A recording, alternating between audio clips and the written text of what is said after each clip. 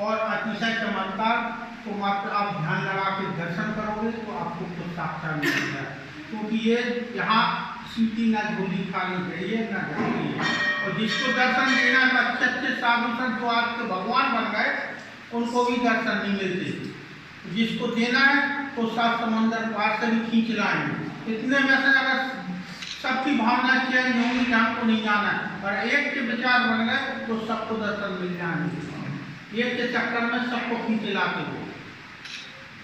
और ऐसी कोई प्रतिमा नहीं है जो ऑटोमेटिक तुम दर्शन करते हो और उनकी रूपरेखा बदलेगी और कलर अपने आप चेंज हो जाते हैं।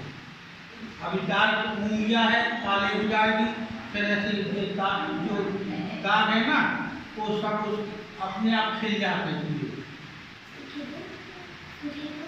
बहुत अच्छी आज ऐसी देखो, आप पहले नंबर दर्शन करो और डॉक्टर वाली से कोई फोटो एकदम ब्लैक, हाँ, कोई आप उधर